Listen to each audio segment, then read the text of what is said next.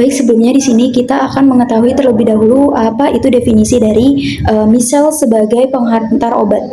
Misel ini merupakan suatu molekul surfaktan atau polimer yang membentuk suatu partikel sferis. Apa itu partikel sferis? Jadi partikel sferis ini adalah partikel yang bentuknya bulat sempurna di dalam larutan.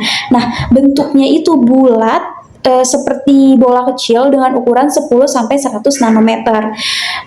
Bagian dalam dari miselnya itu yang nanti dia itu menyimpan obat yang susah larut dalam air, sehingga obat lebih mudah untuk dibawa dalam tubuh kita. Misel ini membantu meningkatkan kelarutan dari obat. Misel juga bisa melindungi obat dari pengaruh seperti cahaya ataupun enzim. Nah, karena perlindungan dan kelarutannya meningkat, bioavailabilitas obat itu jadi lebih baik, yang artinya obat akan lebih banyak obat yang sampai ke target dengan efektif. Nah, jadi diibaratkan misal ini seperti kendaraan kecil yang akan membantu mengantar obat supaya sampai ke tujuan dengan aman dan lebih efektif. Dan ternyata ada beberapa faktor yang dapat mempengaruhi pelepasan obat dari misel. Contohnya adalah stabilitas misel. Jika misel tersebut mempunyai kestabilan yang baik, maka pelepasan obatnya nanti akan lebih optimal. Yang kedua, laju difusi obat terhadap polimer. Yang ketiga, koefisien partisi. Nah, koefisien partisi obat, apakah obat ini lebih suka berada di fase air atau fase inti misel yang sifatnya hidrofobik? Jika obat itu lebih suka di air, obat nanti akan lebih mudah lepas dari misel. Dan yang keempat adalah laju degradasi kopolimer. Dan ada juga sifat fisikokimia dari misel tersebut. Yang pertama adalah perubahan pH. Misel menjadi kurang stabil pada pH tertentu sehingga obat keluar lebih cepat. Contohnya pH asam di tumor. Yang kedua, suhu tinggi yang dapat membuat polimer misel melebar atau melemah, yang nanti akan mempercepat pelepasan obat.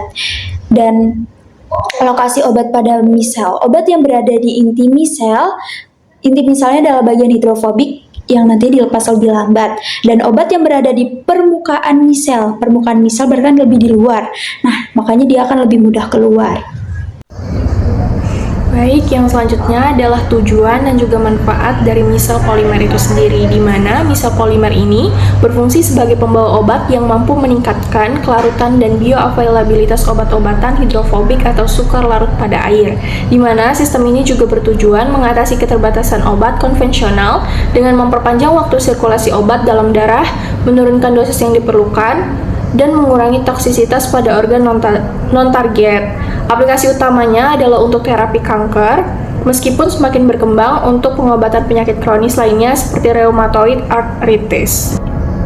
Selanjutnya adalah mekanisme kerja misel polimer ini sendiri, di mana didasarkan pada struktur uniknya yang terdiri dari inti hidrofobik di bagian dalam dan cangkang hidrofilik di bagian luar.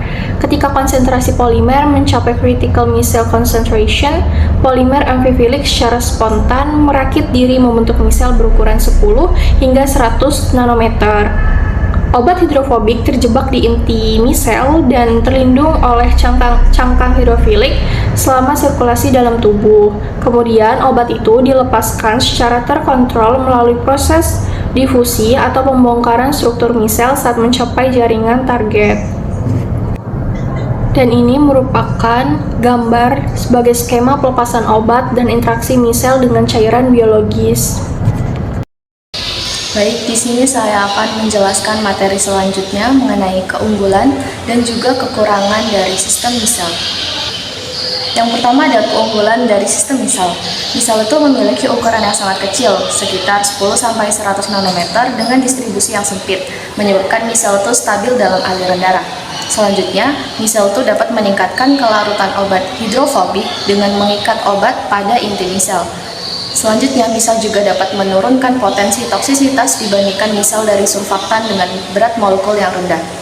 Selanjutnya, misel itu dalam CMC atau Critical Micelle Concentration rendah, itu misal itu lebih stabil. Lalu, misal juga dapat memuat berbagai senyawa kimia, terutama molekul organik yang hidrofobik. Selanjutnya, misal itu dapat meningkatkan profil farmakokinetik obat seperti waktu tinggal dalam darah itu lebih lama, lalu meningkatkan bioavailabilitas, penurunan dosis, penurunan toksisitas organ yang non-spesifik. Selanjutnya ada kekurangan dari misal sendiri. Yang pertama, pemuatan obat rendah ataupun drug loading rendah. Yang kedua, ada efisiensi penyerapannya rendah atau poor entrapment efficiency. Yang ketiga, stabilitas misal itu kurang baik dalam kondisi fisiologis, kurang optimal untuk rute oral karena misal dapat terpapar perubahan pH, lalu terpapar adanya garam empedu, enzim pencernaan yang menyebabkan misal itu mudah rusak di saluran gastrointestinal.